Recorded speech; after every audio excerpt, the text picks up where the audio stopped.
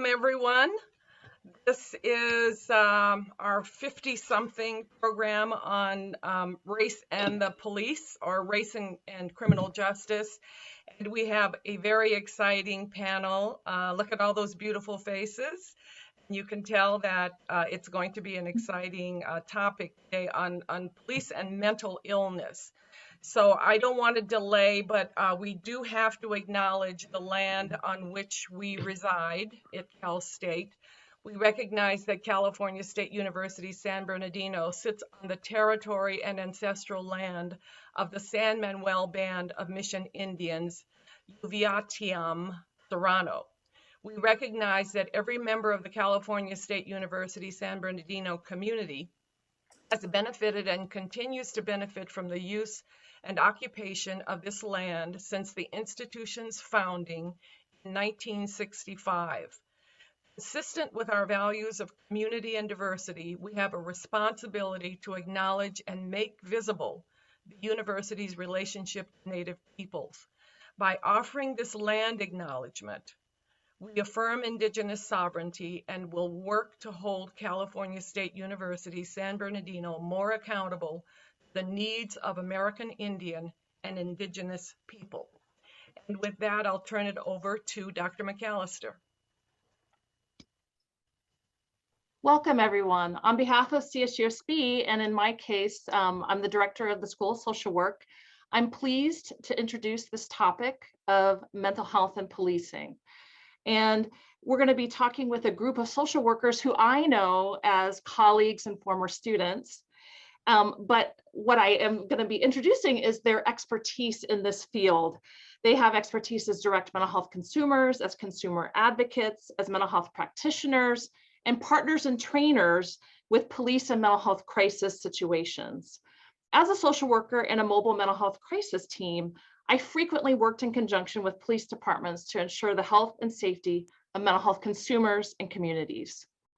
These presenters are going to offer a number of different topics and a number of different perspectives on this topic. And we're going to start with Ms. Tiffany Ross, who is a social worker, trainer of police, and works for Riverside County Department of Mental Health. And what she's going to briefly introduce us to is the topic of why a police officer would even receive a call about a person with a mental health diagnosis. Thank you, Tiffany. And you're on mute. Always. And I said something so profound in that second. You missed it. Anyways, good afternoon, everyone. Again, my name is Tiffany Ross. I work at Riverside University Behavioral Health. I'll give more of an introduction about what I do later on, but the issue today, or the topic, why law enforcement would be called out into the community. There's so many different reasons, and what we're looking at, though, with regards to mental illness, we're looking at behavior. We're looking at behavior that escalates to a point to where individuals in the community feel like they have no other choice but to call 911. Maybe because they don't know the resources in their own community, maybe because they just have tried so many things and have no idea what to do, and they end up calling law enforcement. Behaviors that typically have gone untreated.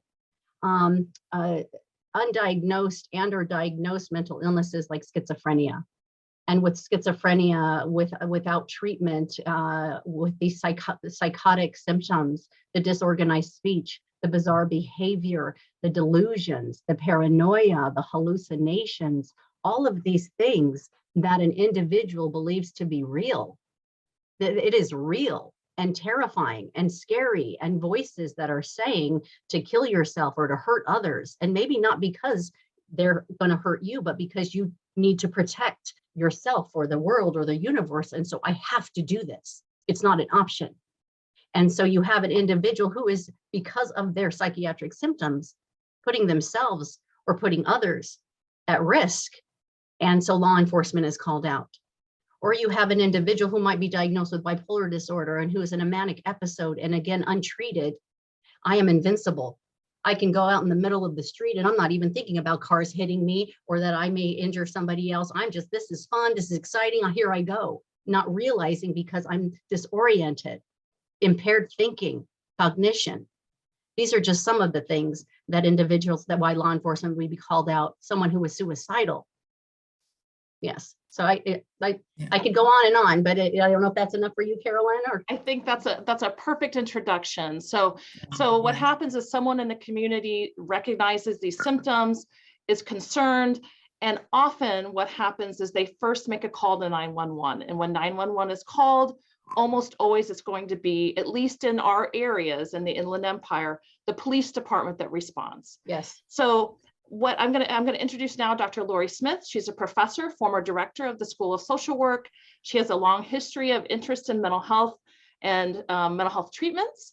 And she's going to be giving us an introduction to some of the statistics and issues that happen when police are called to these kind of situations. Thank you, Dr. Smith.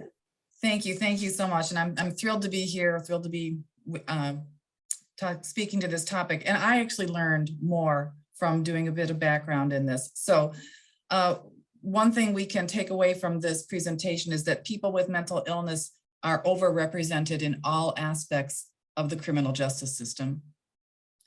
So for example, the Washington Post has a detailed database of every fatal shooting by a police officer since 2015. And this is more than 5,000 fatal shootings. According to their analysis, about 1,500 of those shootings were of people with mental illness. So this is about 30% of fatal police shootings involving people with mental illness. So not only that, a great proportion of police calls have a mental health basis. People with mental illness are more often arrested compared to the general population. People with mental illness are overrepresented in jails and prison. It's estimated about 1/3, if not more, of people in jails and prisons have mental health issues. So if we're talking interaction of mental health and police, this is a huge thing. This is not a side deal by any means.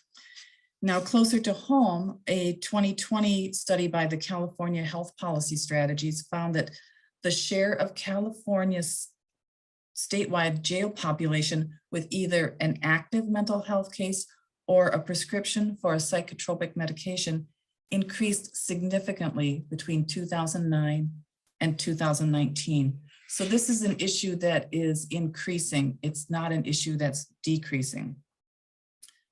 So like most issues, mental health and policing can't be separated from other social problems like homelessness and substance abuse. They co-occur, and this adds to the complexity of the problem. Likewise, the issue of racism co-occurs with mental health and policing. There are plenty of examples of fatal interactions with police where both race and mental illness are factors. The perception of the dangerousness of people of color, and especially men of color, has been covered in this series and applies here very much. One example is Walter Wallace, who was fatally shot by Philadelphia police responding to a call about a mental health crisis. And that's just one of many examples.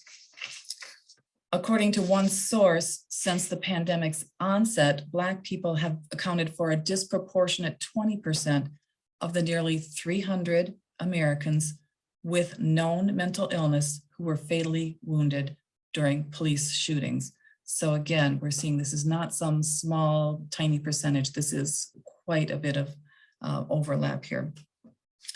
So I want to address a myth that people with mental illness are inherently dangerous. Certainly they can be dangerous, as can people from the general population.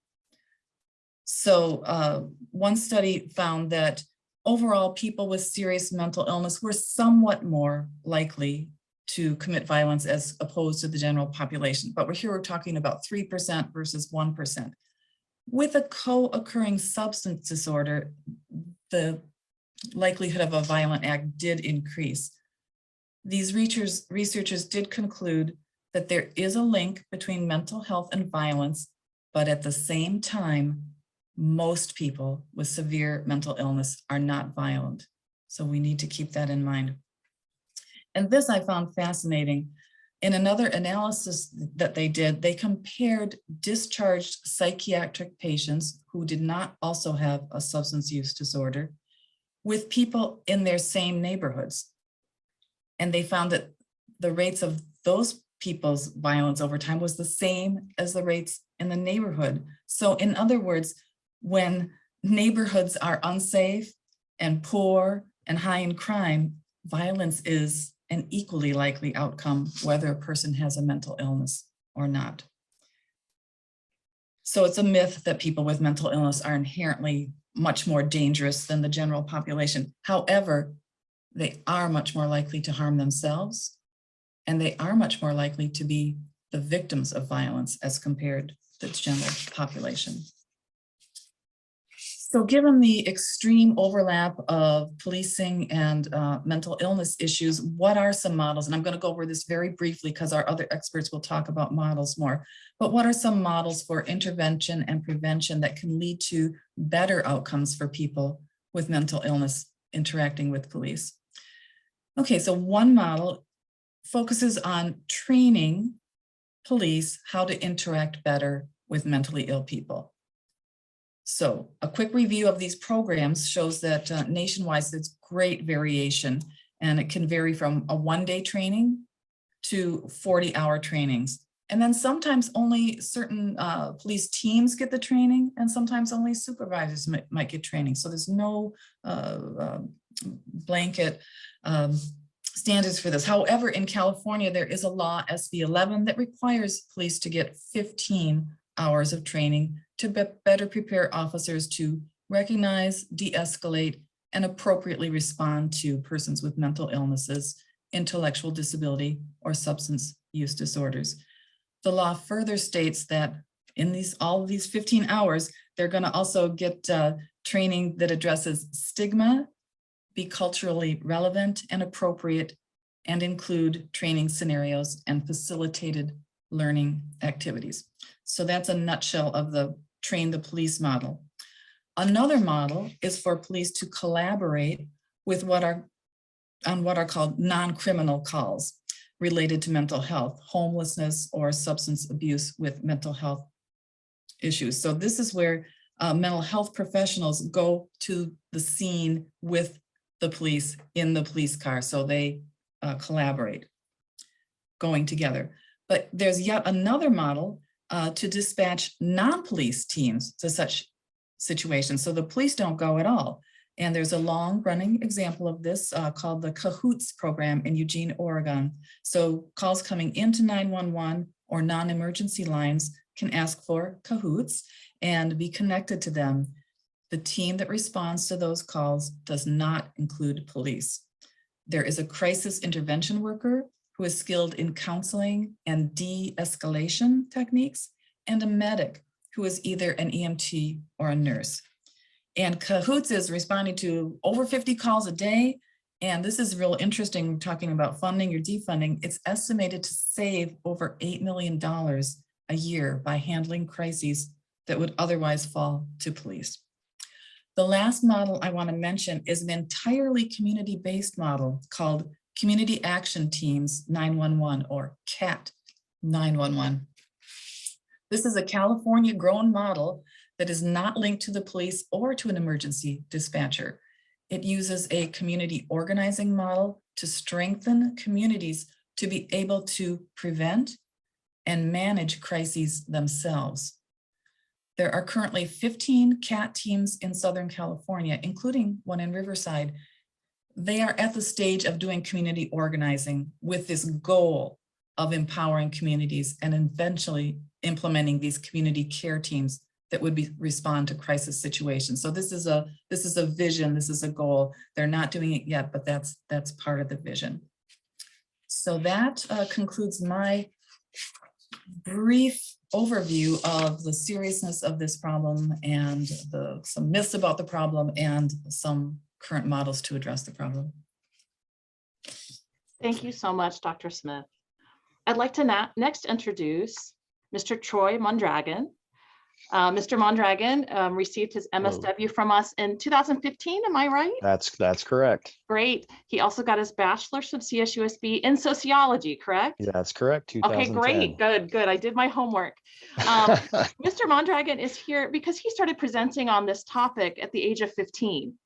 And so he's been presenting on this topic for the past 20 years as a mental health consumer and a mental health advocate.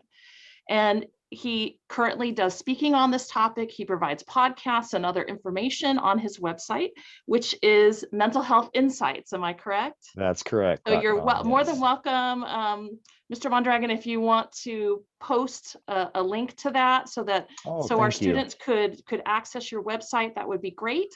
And I'm going to Absolutely. turn it over Thank to you to give your part of this presentation. Okay. Well, thank you so much, and hello, everybody. Thank you to the committee for having these panels.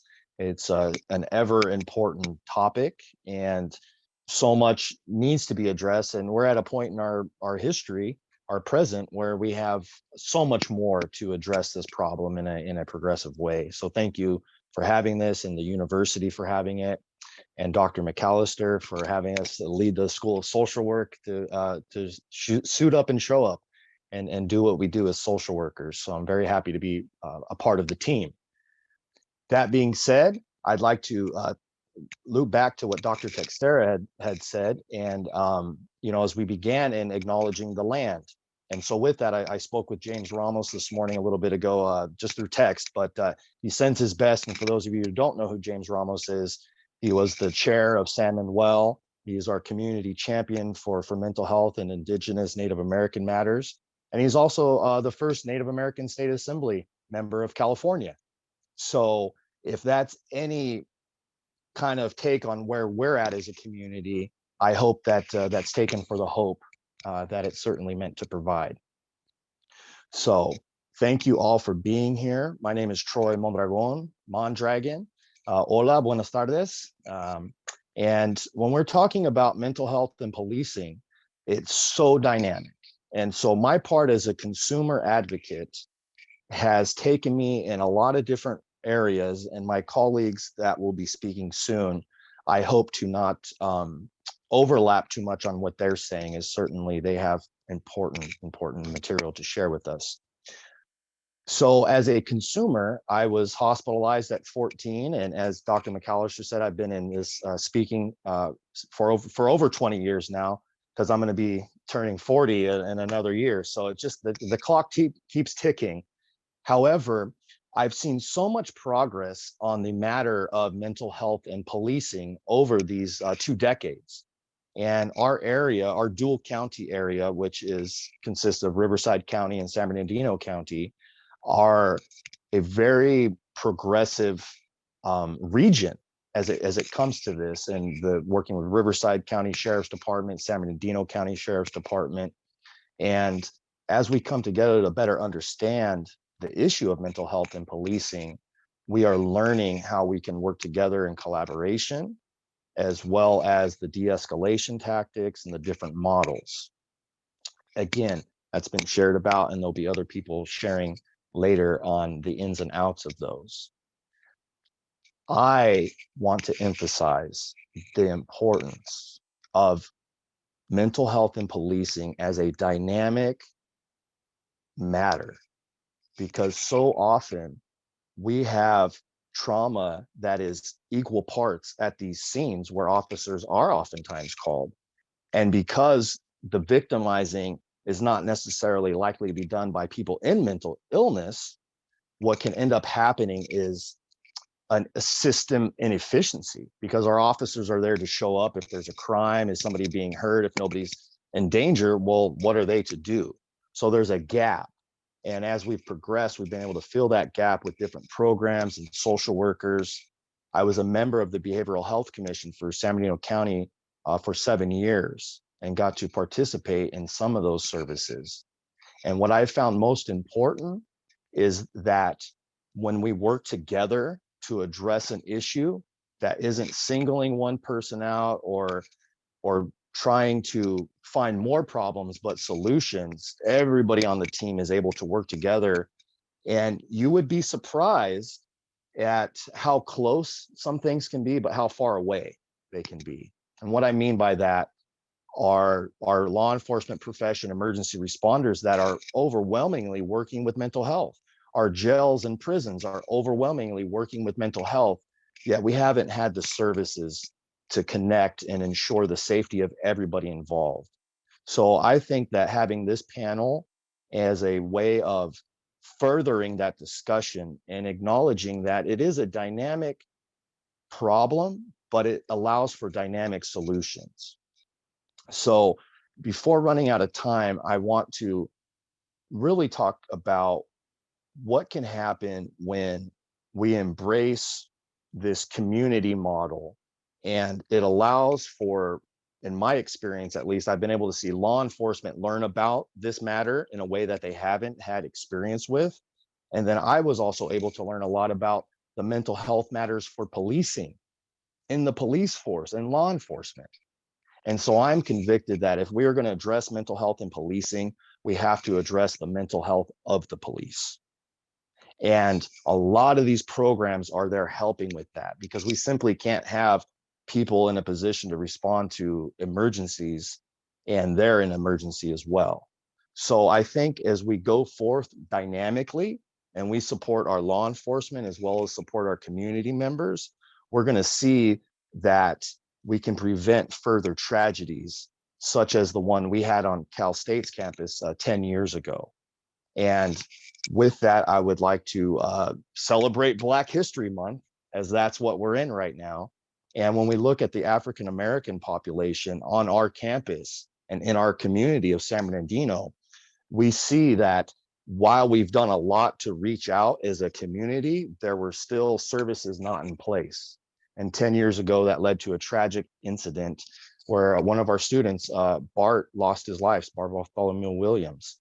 And we as a campus responded to that with our police department and have since seen a great deal of success in how law enforcement is really embracing mental health and what they can do. And I'd like to thank Jimmy Brown and our outgoing police chief, Nina Jamson.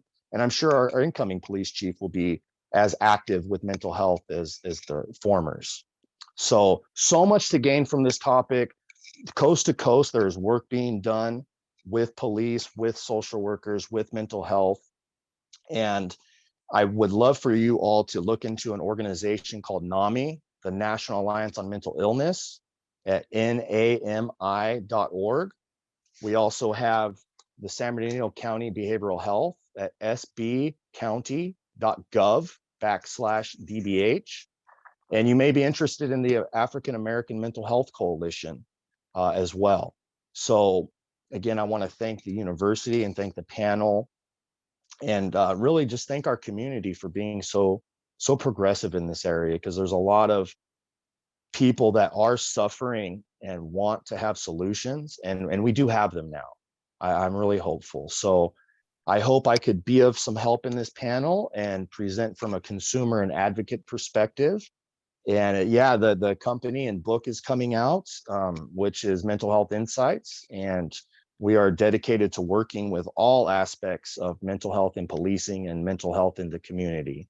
So thank you so much. And thank you everybody for participating. Thank you so much. I really appreciate it. And I have to say, I remember that not just the death that happened, but also I really want to say, you, Troy, and Dr. Smith did much work to try to make an impact on our community, at our CSUSB community's understanding of mental health and mental wellness. So I really want to publicly acknowledge the great efforts you both did over the years to make sure that we're understanding that mental health and mental wellness are part of a continuum. And actually, I'm going to segue in, because we're going to be talking about mental health and mental health treatment. And Dr. Nicole Arcady, I know her as an instructor for us. She's taught many classes. She's one of my only instructors that's taught the whole gamut over the years. And But she also has a day job. She works for ANA Counseling and Wellness Services. You founded that organization, am I correct? Her focus is often on moms and mental health in moms, but she also does work on the issue of race, mental health, mental wellness. She presents on a number of topics to both working social work professionals and to consumers. She has written a number of books on these topics. She is a very dynamic speaker. If you want to put a link to your website maybe in the chat so students can have access to that. She offers a number of services, but I think I will turn it over to her to give her piece of this presentation. Thank you, Dr. Arcady. Let me unmute. My students are always chuckling whenever I jump in and I'm still on mute. So thank you. I'm so excited to be here, part of this panel, because it's such a pivotal conversation piece that we're having in the topic. It is a subject that I am passionate about with mental health, because I am a licensed clinical social worker. So I've been in the field over 20 something years, let's just say that. And behavioral health has been my specialty. So that's been my area of specialization, working in mental health. So I'm glad that Troy talked about NAMI, because those are a great place with resources. I made sure to put that on my website so that individuals are able to have access to that. And behavioral health is another great resource for our community, because I did work for DBH and I was in their crisis response team. So I was one of the people that went out when someone was actively suicidal. We would go out and do the assessment for them. And so just when we're talking about the subject matter in mental health, it's just so pivotal. Particularly, I can talk within the African-American community, how it has been more of a taboo thing. And it's something where we haven't really sought services, and oftentimes with often minority groups. And so when we're talking about mental health and we're talking about the police, it's really, I came in on the tail end of what Troy was saying, but really assisting the police better and being able to provide a service and recognizing if someone is actually experiencing a mental health crisis, I see to be the issue. And so when we are saying, okay, are we calling the police out? What's the purpose of if they need to become involved? And when they are coming out, one of the things that I have noticed in looking at with instances where police have come out and they have escalated more of the situation versus de-escalating it, is what is the mindset of the police officer when they're getting called? And so then that goes back to the what is it called? My brain just had a brain lapse, but the person who takes the call, what are they called? 911 operator. Thank you. The operator. So when the 911 operator takes the call and then they themselves are dispatching it, what are they telling the police officers? Are they then giving the police officers information that has them in a heightened sense? So before they even go to the call, they're already elevated with their emotions. They're already ready to go out. And so it may be something that is more of a mental health crisis where they need to have more of an understanding of what to recognize and symptoms when somebody is experiencing that, versus going out there guns blazing, just ready to, I don't want to say attack, but ready to address the situation. And oftentimes it doesn't end up well, particularly when we're talking about those people of color. And we have seen historically how the response by police officers have not been, they've been more aggressive when they come into communities or marginalized communities versus when they have responded for the same call to areas that are more affluently and that have more affluent and more white people involved. And so it's educating our police officers, giving them the assistance.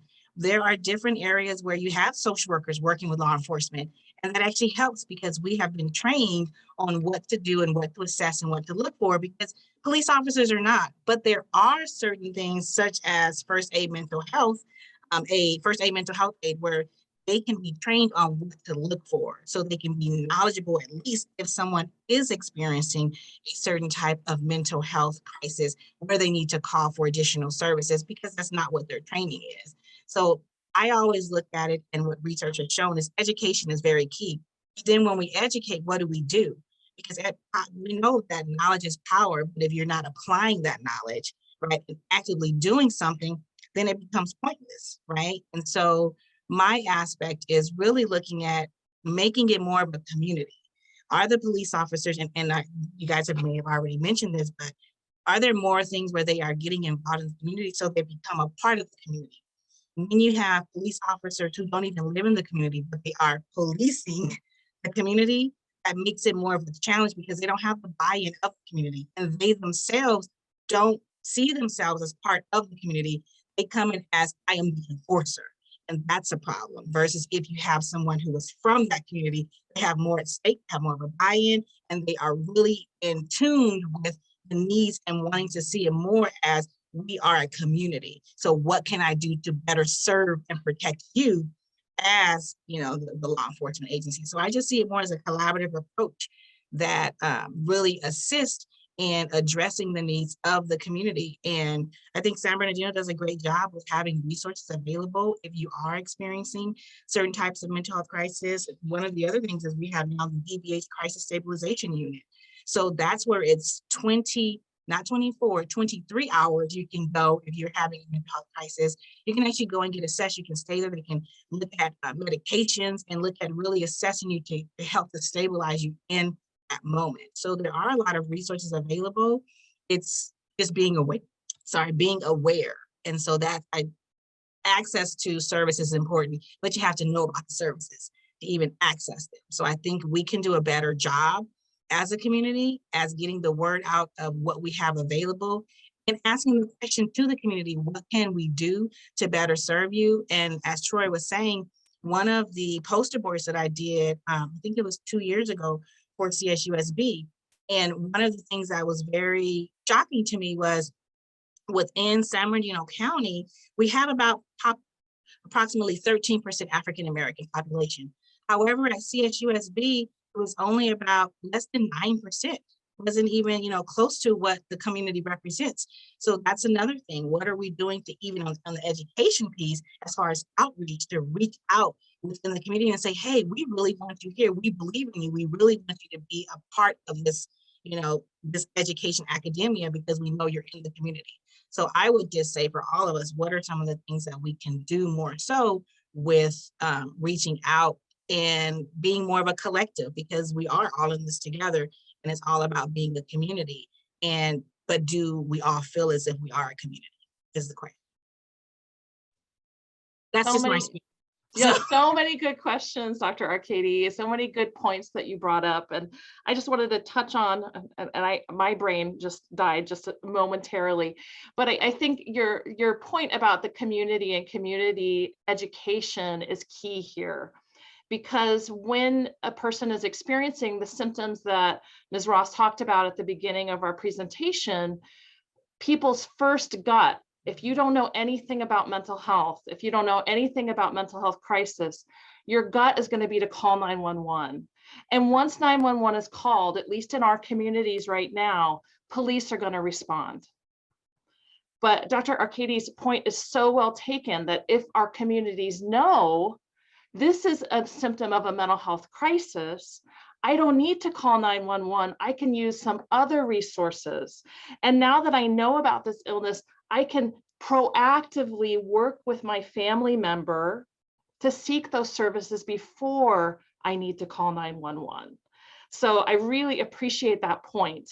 The other thing that you talked about bringing in communities of color to CSUSB is another key piece, because without that, we're not providing this education, we're not getting the social workers out there that represent their communities. So I really appreciate and acknowledge that point. I'm going to segue a little bit only because I'm going to introduce Ms. Riba Eshanzada and Ms. Tiffany Ross. I'm reintroducing her.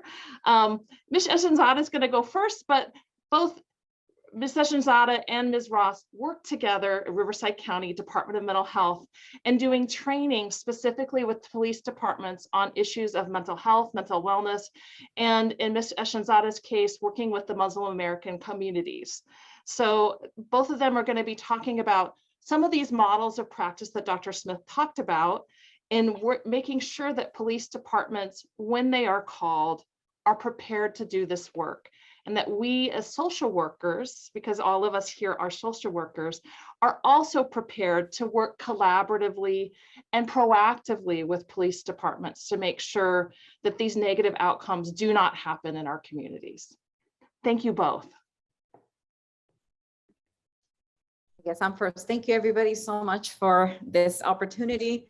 Dr. Smith, Dr. McAllister. I'm also a graduate from CSUSB, School of Social Work, so another alumni. Thank you again. Yes, I wanted to kind of like, you know, as far as expertise are concerned, Tiffany Ross is here, so she'll take over the whole CIT component of it. She is the true expert here.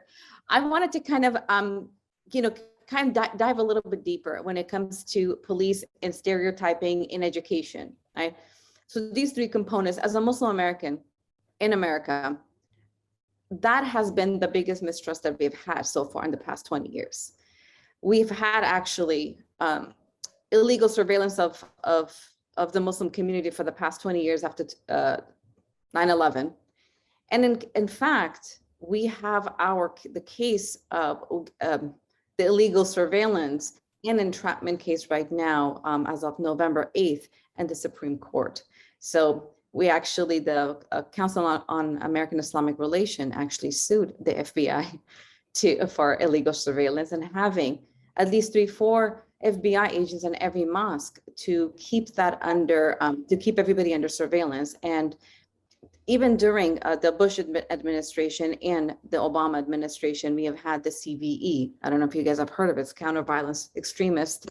It was actually a bill that was passed to any kind of mental health related anything, child parent bonding, any type of bonding that a community or participation with community that could go under a CVE module, meaning that individual, if they had reported, could be held under surveillance, okay?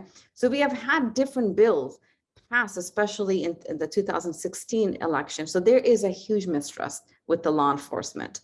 Again, working with the sheriff department briefly with inside the jail and as with the sheriff department with CIT. I'm very happy to hear actually that they're open, right? So when we are talking about education, community, bringing the community together, what does that look like? So it can't be just black and white, right? Because the Muslim community is extremely diverse, right? We have 75 nationalities in county. Actually, our indigenous community in America, the Muslim community is the African American community. So those are going to be the double whammies that they call them, right? One of the imam that I go to the mosque, he's actually a convert from Detroit. He's like, I'm a double whammy, right? I'm black and I'm Muslim. So I'm under watch for sure, right? So like I said, I'm excited that the sheriff department, at least in Riverside County, they are open. They're open to expanding that. When Troy mentioned the mental health of the police officer or the deputies that we encounter, those are extremely important, right? As a CIT instructor, and Tiffany knows this, right? Here I am, a Muslim woman with my hijab, visibly Muslim, teaching, and they have a comment for me, right? They have a comment, they have something to say about what I look like. And it could be microaggression inside from lieutenants I've heard. And it has nothing to do with, it could come as a joke, or it could come from a good place. But again, the education is missing. Education is missing. How are we stereotyping these individuals? So now what they're trying to do when they're doing their cultural sensitivity training with the sheriff department, they want to add another layer. So if they are called to a Muslim household, how to respond? What is the appropriate way? So those are like the very beginning stages. I actually had a meeting with a couple of, two of the FBI agents that reached out to me and wanted to, bridge that gap back after 20 years of keeping the community under surveillance. How do we bridge the gap? How do we do this? How do we go back to the drawing board and say, hey, let's work together now, because now we're getting an influx of Afghan refugees coming, right? Because of what happened with the Taliban. So now they are kind of like, oh no, what are we gonna do, right? Obviously, the stereotype remains though, right? Oh, Afghans are coming. we need to have counterterrorism meetings. So automatically we're associating again without really thinking about it. Just because they're refugees from that part of the world, it automatically makes them a terrorist. So going back to the community, be like, hi FBI, I'm an FBI agent. How do you think that the community is gonna perceive? So therefore, the education has to be broadened, right? It needs to be broadened. We've had the tragedies of San Bernardino, right? And part of being part of San Bernardino County, you know, we victimize, we stereotype everybody. So the community, the mental health of the law enforcement officer responding, whether it's inside a jail or prison, which I have firsthand seen, you know, misdiagnosis of different types of, you know, deputies call, hey, Riba, can you come and see this guy? I think he has OCD because he's constantly washing his hands. It's like, no, he's not. He's praying. He's making wudu because he's Muslim. He's not OCD, or he's not hoarding his food, or he's not on hunger strike. It's Ramadan. So like the very basics of it, just like when we do trainings, just like we provide services in a cultural lens, we have to do the training through a cultural lens too.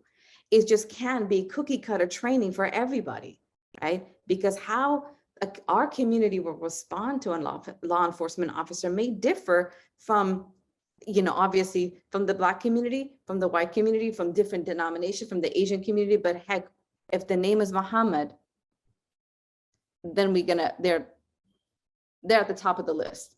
So there's just kind of some of the things that it's going, which is good, but there's a lot more that needs to be done. You know, we have as social workers, like, oh yes, we have to tailor every intervention or tailor service delivery based on culture. We got to do the same thing at a macro level as well. Absolutely, we have to do that as a macro level. So I don't want to take too much time. Thank you very much. And I just wanted to pause just a second just to say I really appreciate you bringing up this piece about cultural misperceptions and how these misperceptions, and then how this historical aggression against the Muslim community, then if we extrapolate that out and we think about a person who is identified as Muslim is experiencing a mental health crisis, what's going to happen when that police officer comes out to see that family? The family is living with, as you said, 20 years of known surveillance, 20 years of known distrust of these organizations, yet they called 911 because of family members in a mental health crisis. So we've got this situation that's set up for all sorts of negative outcomes unless we work very hard to prevent those. So I really appreciate that. Thank you. Yes, absolutely. Yes, that's the gist of it, right? And then they go into jails, and then the treatment of it. Yeah. Women with hijab, their hijabs are torn apart. You know, like, well, sorry, you have to call the, you know, you got to write a kite to chaplain. Well, chaplain is out 2 months, so this woman is walking around without a hijab, and that should be given. That should be at the booking. If they identify as Muslim and they want to wear hijab, then that should be provided for as part of their uniform, as a part of a change out. But those stuff are not in place right now. Absolutely. And then if she expresses symptoms of anger and depression, upset, then she's got a mental illness, right? Instead of responding appropriately to this thing that's happened to her that was out of her control. Absolutely. And more than likely it's gonna be labeled as danger to others. Yeah. Mm-hmm. Well, Ms. Ross, you're our final panelist. Ms. Ross has almost a decade now, we were just talking about this before the presentation, of training police officers in Riverside County on issues of mental health and mental illness. When I was looking up Ms. Ross, I found that she had done a presentation on this topic in 2015 for Cal Baptist University. So I know that she is an expert in this, working as a social worker with police officers on these topics. You are, whether you believe it or not. Are we ever experts on anything? We keep getting better. We keep getting better. And I always love hearing Riba. I mean, that's why I hired her, that passion and that knowledge. And again, so much of education, it's not one way. It's not one direction. It is not simple. It is not a 1 + 1 = 2. And I mean, she speaks to this. And what the key piece, and I want to bring up based on what Riba shared, was thank goodness for her level of self-awareness and insight and maturity and professionalism and all else, because it's an individual like herself in a working with a different culture, that being law enforcement, in the jails, and then as a trainer outside, that she has that understanding, because what an opportunity to provide education to the lieutenant who made a comment that he didn't see as necessarily as a microaggression or whatever the case may be, that she is put in a position, social workers are put in a position to provide education without getting defensive, without degrading and judging, because it's so easy to do. It's so easy to do. So when we're talking about different models with regards to mental illness and law enforcement, we're talking about training. One of those is crisis intervention training. And again, the Memphis model, the true Memphis model, is 40 hours, 5 days, and it's it's law enforcement who are voluntarily requesting to be part of a team. The crisis intervention training that I provide through our sheriff department in Riverside County is a 2-day training. And again, whatever kind of time they have, because sometimes it's hard to pull out officers from the jails, and it's hard to pull officers off the streets to attend 40 hours. Not every state, not every county, not every city can accommodate those resources because they're lacking. And so they do what they can given the time. We have a 2-day training. And in those 2 days, I bring in individuals who are part of the, who have lived experience. So individuals who have been diagnosed, who have had encounters with law enforcement, who have had uses of force, who are currently working for our department full-time, self-sufficient, doing wonderfully, who are a vision of thriving and healing and recovery. I have family members come in and speak to the officers about their little ones having behavioral health or mental illnesses and having to call 911. Family members who have adult loved ones with mental illness, and they share their story and their testimony. And it's just people from the, different agencies within our department and our county who provide services, mental health urgent cares, 24/7, voluntary, and other programs. And so the officers get to meet and hear and put faces to names to programs, because what I'm trying to do in this training in the 2 days that I have and the massive amount of information is really more trying to create relationships. Because with relationship, then we can see some change and some progress. If I even trust you this much more than before, goodness, the amount of change that can occur. So when I have officers who come into the class who might be like, you know, and wondering what they're going to get out of this. And again, I'm a female, I'm a mental health professional coming in here, and it's changed over the years. Again, I'm going on 9 years here working with law enforcement, and it has changed. So, but initially it was like, okay, who is this mental health professional coming in and going to tell us how to do our job, right? She's not the one that has to go in there and put herself in danger and wear a gun on her belt. You know, she's not the one. And who is this? And so I already knew this, taking this position, that was what, so knowing your audience, knowing your population, just like as a therapist, knowing your client and it's starting where they're at.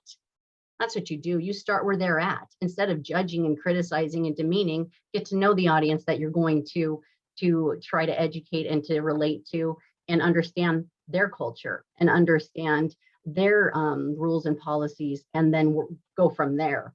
And so it's a beautiful thing when you see individuals who start very tight, and then, you know, throughout the 2 days, you're getting people coming up to you during break and asking you questions and sharing with you about their wife or their little boy or themselves, or, oh my gosh, I've been doing this for 15 years and this is the first time I heard about this.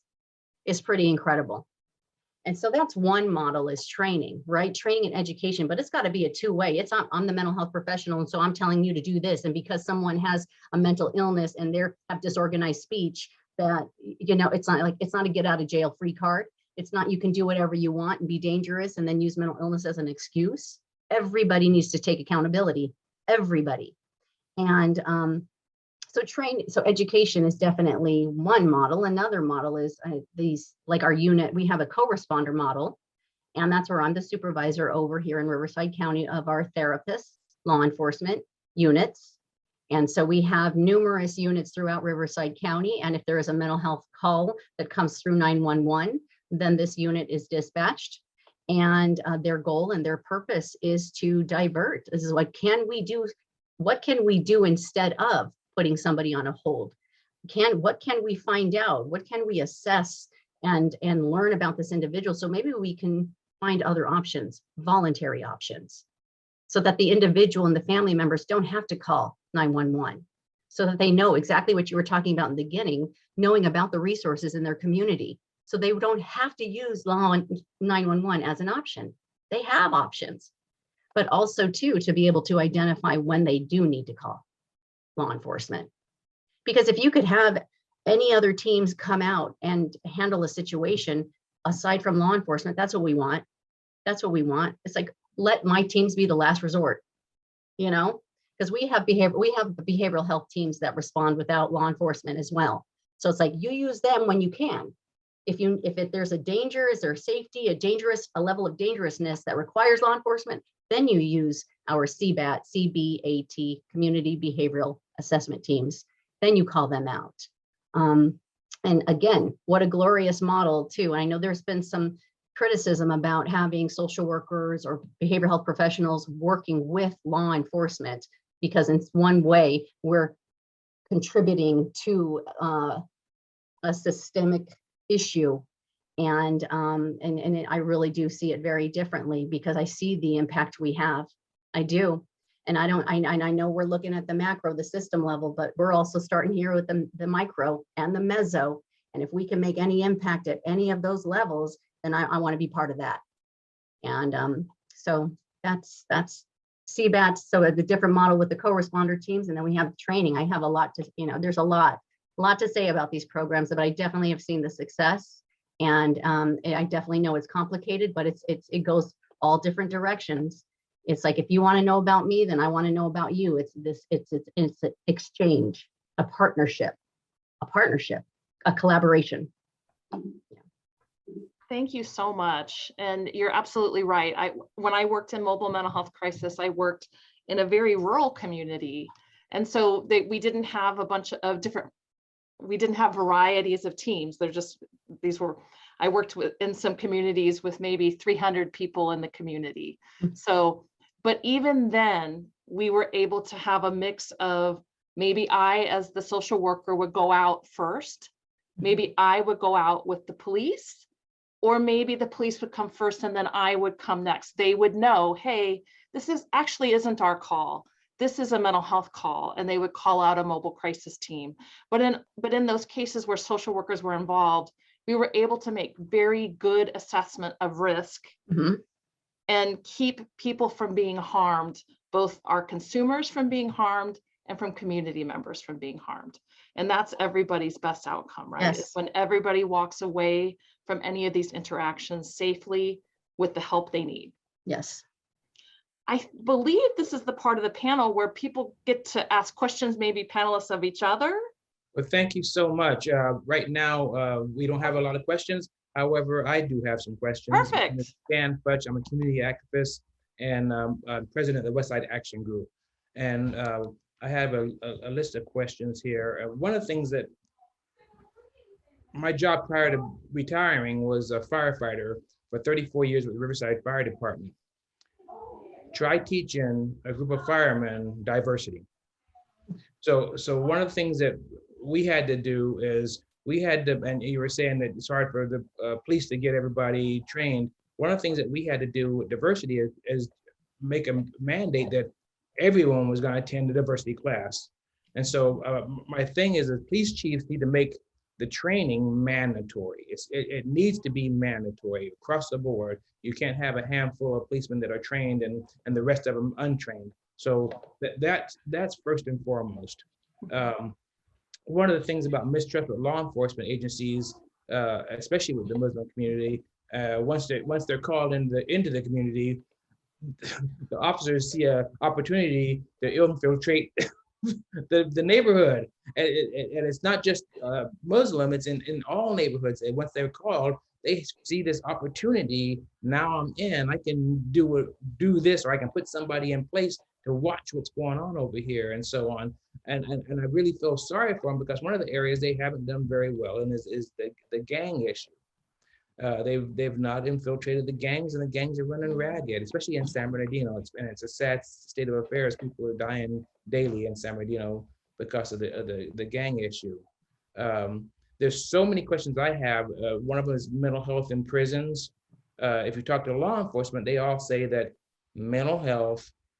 that prisons are full of mental health cases. Does anyone want to address that a little bit? I do. The one thing I want to say about it, I know Riba has much more to say because she did this work. If you haven't seen the documentary Bedlam, I highly recommend it. It's specifically about this issue, and it was filmed in LA County. So one of the founders of the Black Lives Matter movement, the reason she got involved is because her brother has a major mental health diagnosis. She watched him interact with the police again and again over the years and be arrested for issues related to his mental illness. So I highly recommend it, but I'm turning it over to Riba. Thank you, Dr. McAllister. Yes, the mental health in the prisons and the jail system. I would say about close to, I think there was like statistics done on jail diversion study that about 96% of women and 89% of men have some type of a mental health illness when they go to jail and prisons.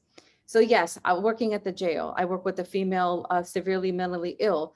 Almost all of them had a dual diagnosis, either a severe mentally ill, schizophrenic, bipolar, major depression, on top of some type of an addiction. Primarily in our region, it's meth, right? So meth addiction. So yes, and then if trauma as well, right? Trauma is a big part of it. Homelessness is now a crime, right? So homeless is now a crime, meaning like you have sheriff department coordinating with cities, right? Where they will do what's called a sweep. You will sweep them in, bring him in to jail, right? Bring him into jail. And then we're almost kind of creating a rap sheet for these individuals who identify as who are homeless, right? So you come in, you give him a ticket, right? It's like we'll call a cite and release. And some who have added charges or been there before because of trespassing, then they get to spend the night or the weekend. And as time, they get rearrested again and again because their problem is not being solved. They're not coming off the streets. So guess what? It's an added charge, right? So added charges mean longer time in jails. So we are now criminalizing homelessness, right? Because we want to give these businesses who are there staying over, one of the sergeants said, well, we want to give them a break. Like break from what? From people who are homeless? Right? Because there's also some type of a funding associated with every arrest. When you make an arrest, equals dollar amount. Yeah. One of the questions that one of the students did. Perfect. I'm sorry. No, Nicole, go ahead. Perfect. You're asking the question. I was going to do it, but you can. I'm glad to have you do it. Go ahead, Nicole. If you have something. I'll just really quick. I just wanted to say something that Riba had said with the trainings that they're doing, putting the faces. I think Tiffany has said when she goes and does the training, she puts the faces to the name. So that helps to decrease that fear because we often fear what we don't know. And so police officers are not aware of what it looks like in mental illness. If she helps to personalize it by putting the faces, so when they do come into contact with someone who is experiencing a mental illness or an episode, then they can be less inclined to respond in more a heightened sense of anxiety and aggression, because now I know someone, we did see this. They can recognize it more so. And so I think that's a great part. And just caveat, social workers are great with providing great resources and education and psychoeducation so that we can assist other individuals in the communities of being able to provide the services in a more effective manner. That was all I wanted to say. Thank you for that. One of the things we learned last week is when people call in or police respond to Black neighborhoods, the description of the Black man is always a big Black man. Mm-hmm. He could be 5 foot tall and he's a big Black man. And so you're right about that. We need to have more training and realize that Blacks come in all sizes and they're not all big Black men. So, but here's the question. It says, when police run into homeless who obviously have mental health issues, how is it that they leave them? Why not 5150 them? And I can answer that question, but I know everyone else can too. I'll just start by saying that the 5150 is very specific, and it means that there must be imminent risk for harm to self, harm to others, or grave disability. So under that policy, many people that we see in the community with a mental health disorder do not meet the criteria for a 5150. But I'll be quiet and talk to and let the people who do this work respond better.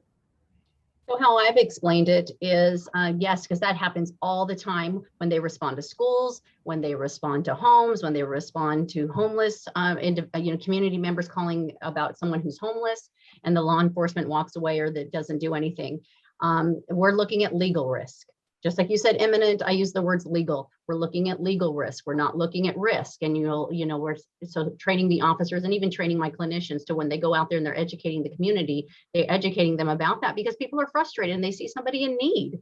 This person needs help. Help them. What do you mean? And a 5150 is taking away somebody's rights. You're taking them involuntarily. That's why law enforcement really is the only agency that was initially can do this, because you're taking away someone's rights. I can't unless I'm authorized. So we explained that, yes, absolutely, there's stuff going on here. Absolutely, this person is in need. However, they do not meet legal risk. However, we have a 24-hour voluntary mental health urgent care. We have we have family advocates, we have parent partners, we have these types of services. This is why it's important the community knows about the services, so that when they get frustrated, when law enforcement can't intervene because there is no legal risk, that there are other options. But guess what? It's not a law enforcement issue.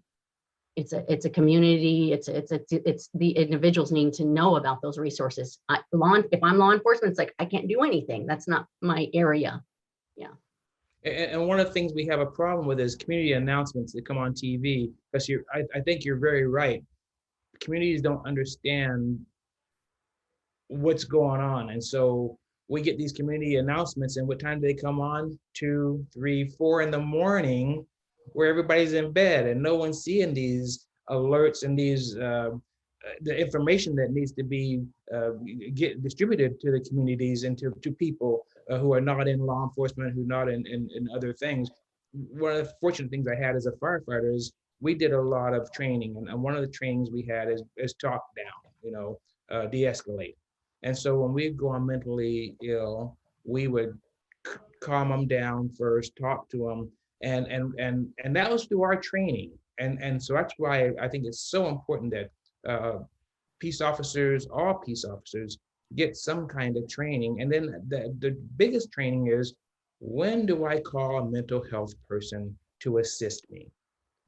When do I not pull out my gun? When do I not pull out my baton? When do I'm not de-escalating this. This is not happening. This person does not like me being here as a law enforcement officer. When do I call that mental health person out? And then how long did it take them to respond? Exactly. Because maybe they should have been there in the first place. Right. Troy, you wanted to share something. Your hand was up. Yeah. Thank you so much. Just wanted to kind of comment on the importance of the continuum of care, because exactly when officers do show up, if it's not a crime in process, if these are not occurring, then what happens? And so if we don't have these parts to fill in the gap, so hopefully, okay, well, if this isn't occurring, then hopefully getting to a crisis clinic or other residential help, and having people involved and really opening up a case for somebody so that we can get things moving. But yeah, so I just wanted to comment again on that and just the importance of that continuum of care. What I'm hearing Troy say is, sorry. Go ahead. What I'm hearing is a team, like having a team approach. And so if it's something where, how do you think of a tier system where the police, if they need services, they're saying, oh, well, they need more resources. So then they can have another teammate that's there that can be the social worker, that can be, the practitioner that can address the areas that are needed. One of the things is mental health first aid. That is a great training. And it's like how we have to take first aid normal basic CPR first aid. So that's what they're wanting mental health first aid to be, which is basically training layman person to understand and recognize what are those symptoms so that they need to assist and get further help for someone who is experiencing a mental health crisis. But a big part, I think, also is reducing the stigma of mental illness in itself. Because we oftentimes on television, whenever there's something that happens, they always want to stick it on there. Oh, this person has a mental illness and this is why they did that. And so it's this thing of, oh no, I don't want to have a diagnosis. And this means it's scary. And understanding that just because someone has a mental illness or have a diagnosis, it doesn't mean one that they fit, like they said, criteria for 5150. They can just be experiencing something that is causing their equilibrium where it's off and they need further assistance. And so I think it really starts with just reducing that stigma of mental illness, understanding what that is, and that is not a scary thing. Part of our CIT program is that we train law enforcement. Yes, that's our primary responsibility, but it's also doing kind of a reverse CIT and providing education to the community and individuals who do interface with law enforcement. We have the mental health first aid for youth, mental health first aid for adults, and you're absolutely right. So training the community on how to identify. In our crisis intervention training course with law enforcement, we talk about stigma. We talk about this very openly. We talk about perception, the perception of law enforcement. And I have them do like word association. What do you think the public thinks when they hear the words police? And, they're throwing out like pigs, racists, punks, murderers, things like that. And then what about mental illness? And so we do, very candid, very open. Honestly, we talk about 5150 medication issues, substance abuse, all the different mental illnesses, the legal process, the community resources, de-escalation, of course. And it is mandatory in Riverside County. The Riverside County Sheriff Department requires all sheriff personnel go through the two-day course. What I'm hearing is Tiffany training needs to be nationwide. That's what I'm hearing. Well, and you know what? They have it. It's everywhere. San Bernardino County has it, and I think they have a 4-day or 3-day in San Bernardino. It's fantastic, their CIT program.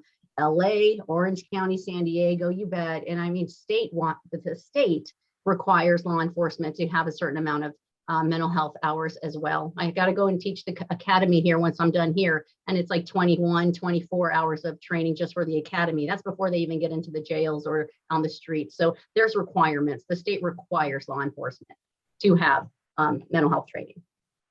But let's take a look at who we're training too, because one of the issues we have in this series of programs is microaggression. So, although we give them the 2-day training, 3-day training, they're coming in with baggage. They are who they are, and sometimes they, like I said, when I taught diversity in the fire service, it was mandatory, and if you want to really make somebody angry about coming to a class, you make it mandatory. And so there was some concerns about them learning what I was telling them. I was telling them what they had to change their ways. These jokes are not funny, and so it was a matter of convincing them. And the training was so well that it was easy to convince people that the racial jokes and sexist jokes are no longer funny in the fire service. We have females on the fire service now. We have Hispanics, we have Blacks, we have Asians, we have Indians. And so it was a eye-opening to some of those, what I call good old boys, because you have to adjust to what's going on today. We are going to lose a lot of our students, and so I want to thank or give Dr. McAllister a chance to do a closing, so I can thank all of you for being here. Thank you so much. Can I say one thing, and maybe Carolyn? Oops. Oh, go ahead. You're gonna say, I want to again. I'm over the moon with the participation of everybody here. It's been fantastic. And I'm just so proud to be part of this profession. I'm so thrilled for the students who got a chance to listen. And plug for social work. We are the largest group of mental health providers in the nation, and listening to this panel, you can see why. It's fantastic training. Yes, exactly. So, and we want, everybody out there listening, come join us, be a part of our team. So turn it over. Thank you. thank you so much for all of our panelists. I learned so much today. I hope you all as audience members also learned. I do want to, Jessica Pina did ask a question. How do we reach out when a loved one is in a crisis and we don't want to call 911? What can we do?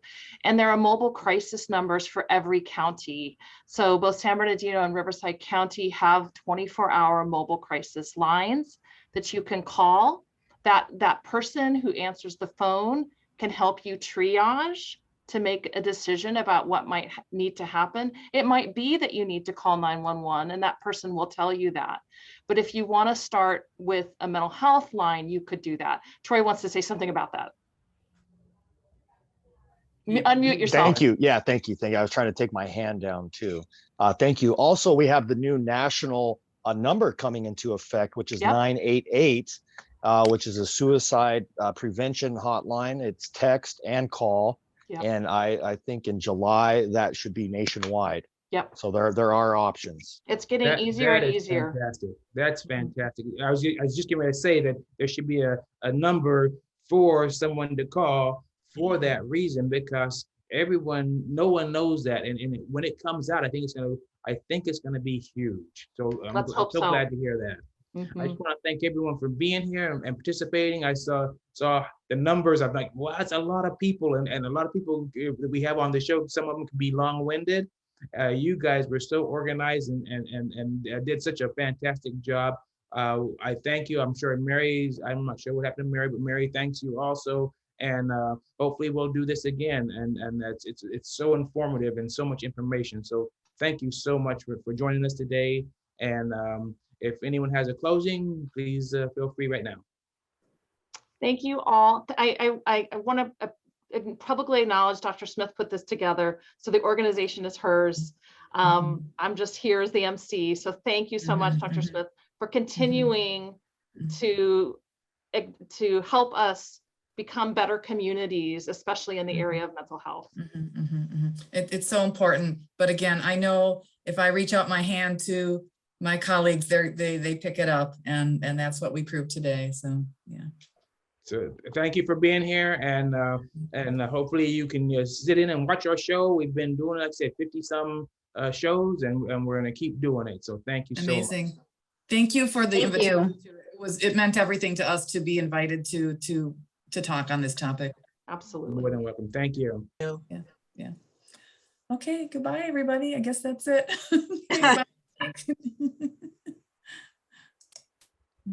Thank you, Stan. You can close us out.